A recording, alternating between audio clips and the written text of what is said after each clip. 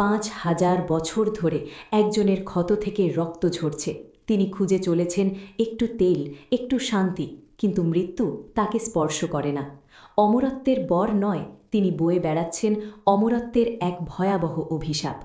মহাভারতের সেই অশ্বত্থামা কি আজও আমাদের আধুনিক ব্যস্ত শহরের গলিতে বা নির্জন বনের গভীরে ঘুরে বেড়াচ্ছেন? আজকের এই ৪০ মিনিটের জার্নিতে আমরা জানব সেই অমর যোদ্ধার অজানা গল্প। নমস্কার বন্ধুরা, হিন্দু স্টোরি টেলস চ্যানেলে আপনাকে স্বাগত। আমাদের ইতিহাসে এমন কিছু চরিত্র আছে যারা কেবল বইয়ের পাতায় সীমাবদ্ধ নয়। অশ্বত্থামা তাদের মধ্যে অন্যতম। দ্রোণাচার্যের পুত্র, যিনি অশ্বের ন্যায় তেজের অধিকারী ছিলেন, কিন্তু আজ আমরা তাকে চিনেছি এক অভিশপ্ত পথিক হিসেবে। আজকের ভিডিওতে আমরা কেবল আধ্যাত্মিক কাহিনী নয়, বরং এর পেছনে থাকা রহস্যের বৈজ্ঞানিক ও তাত্ত্বিক বিশ্লেষণও করব। অশ্বত্থামা যখন জন্মগ্রহণ করেছিলেন তখন তার কপালে একটি উজ্জ্বল মণি, জেমস্টোন ছিল। এই মণি তাকে ক্ষুধা, তৃষ্ণা এবং যে কোনো প্রকার রোগের থেকে রক্ষা করত। তিনি ছিলেন অন্যতম শ্রেষ্ঠ যোদ্ধা, কিন্তু কুরুক্ষেত্রের যুদ্ধে যখন তার পিতাকে অনৈতিকভাবে হত্যা করা হলো, তখন অশ্বত্থামার ভেতরের ক্রোধ জন্ম দিল এক অন্ধ প্রতিশোধ স্পৃহার। যুদ্ধের ১৮তম দিনে যখন সব শেষ হয়ে গেছে, তখন অশ্বত্থামা লুকিয়ে প্রবেশ করলেন পাণ্ডবদের শিবিরে। সেই রাতের অন্ধকারে তিনি ঘুমন্ত অবস্থায় দ্রৌপদীর ৫ সন্তানকে হত্যা করলেন। এটি ছিল এক জঘন্য অপরাধ। বীরত্বের ধর্ম বিসর্জন দিয়ে তিনি হয়ে উঠলেন এক ঘাতক, আর এই পাপই তার ভাগ্য বদলে দিল চিরতরে। অর্জুন এবং অশ্বত্থামা যখন একে অপরের দিকে ব্রহ্মাস্ত্র নিক্ষেপ করলেন, তখন পৃথিবী ধ্বংস হওয়ার উপক্রম হয়েছিল। ঋষিদের অনুরোধে অর্জুন তার অস্ত্র ফিরিয়ে নিলেও অশ্বত্থামা তা জানতেন না। প্রতিহিংসায় অন্ধ হয়ে তিনি সেই অস্ত্রটি অভিমন্যুর উত্তরার গর্ভস্থ সন্তানের উপর নিক্ষেপ করলেন। ভগবান শ্রীকৃষ্ণ এটি সহ্য করেননি। তিনি কেবল সেই শিশুকে রক্ষা করলেন না, বরং অশ্বত্থামার কপাল থেকে সেই মণিটি ছিঁড়ে নিলেন। কৃষ্ণ তাকে অভিশাপ দিলেন, তুমি ৩,০০০ বছর, পরবর্তীতে যা কলিযুগের শেষ পর্যন্ত প্রসারিত হয়, এই পৃথিবীর বুকে ঘুরে বেড়াবে। তোমার ক্ষত থেকে রক্ত ও পুঁজ ঝরবে, কিন্তু তোমার মৃত্যু হবে না। মানুষ ও জনপদ তোমাকে দেখে ঘৃণা করবে। তুমি একাকী নির্জনে যন্ত্রণায় ছটপট করবে। সাধারণ মানুষ অমর হতে চায়, কিন্তু অশ্বত্থামা আমাদের দেখিয়েছেন যে অমরত্ব কেন আশীর্বাদ নয়, বরং এক অন্তহীন যন্ত্রণা হতে পারে।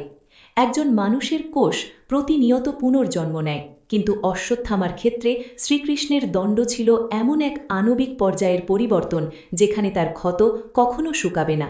আধুনিক বিজ্ঞানে একে এক প্রকার ক্রনিক টিস্যু ডিসঅর্ডার বলা যেতে পারে, কিন্তু এর পেছনে ছিল ব্রহ্মাস্ত্রের তেজস্ক্রিয়তা। ৫,০০০ বছর ধরে এই তেজস্ক্রিয়তা বহন করা কোনো সাধারণ শরীরের পক্ষে সম্ভব নয়। তবে বৈদিক বর্ণনায় তাকে চিরঞ্জীবী বলা হয়েছে। তার ডিএনএ এমনভাবে পরিবর্তিত হয়েছে যা কেবল টিকে থাকার গ্যারান্টি দেয়, সুস্থতার নয়।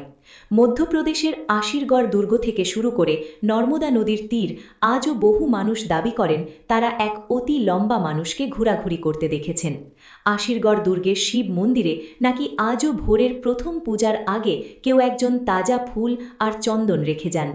স্থানীয় গ্রামবাসীদের মতে সেই ছায়াময় মূর্তির কপালে পট্টি বাঁধা থাকে। তিনি নাকি মানুষের কাছে তেল বা ওষুধ ভিক্ষা করেন তার ক্ষত সারানোর জন্য।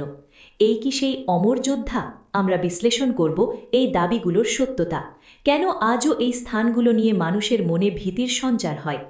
অশ্বত্থামা কি কেবল একজন মানুষ ছিলেন, নাকি এটি একটি কনসেপ্ট ছিল? তিনি কি আমাদের ভেতরে লুকিয়ে থাকা অন্ধ প্রতিশোধ ও বিবেচনাহীন শক্তির প্রতীক? ধর্মীয় গ্রন্থ অনুসারে কলিযুগের শেষে যখন কল্কি অবতারের আগমন ঘটবে, তখন অশ্বত্থামা পুনরায় এক গুরুত্বপূর্ণ ভূমিকা পালন করবেন। তিনি হবেন কল্কির অন্যতম গুরু, অর্থাৎ ৫,০০০ বছরের এই দীর্ঘ প্রায়শ্চিত্ত তাকে প্রস্তুত করছে এক চরম লক্ষ্যের জন্য। কলিযুগ যত ঘনীভূত হচ্ছে, ততই কি অশ্বত্থামার যন্ত্রণার অবসান এগিয়ে আসছে? অশ্বত্থামার গল্প আমাদের শেখায় যে ক্ষমতার অপব্যবহার এবং প্রতিশোধের আগুন নিজের আত্মাকে পুড়িয়ে দেয়। অমরত্ব কেবল তখনই সুন্দর যখন তাতে শান্তি থাকে। অশ্বত্থামা আজও হয়তো কোনো গভীর অরণ্যে বা নির্জন পাহাড়ের চূড়ায় আকাশের দিকে তাকিয়ে নিজের মৃত্যুর জন্য প্রার্থনা করছেন। তার কাহিনী আমাদের সনাতন ধর্মের এক অমূল্য শিক্ষা। কর্মফল থেকে স্বয়ং ভগবানও মুক্তি পান না।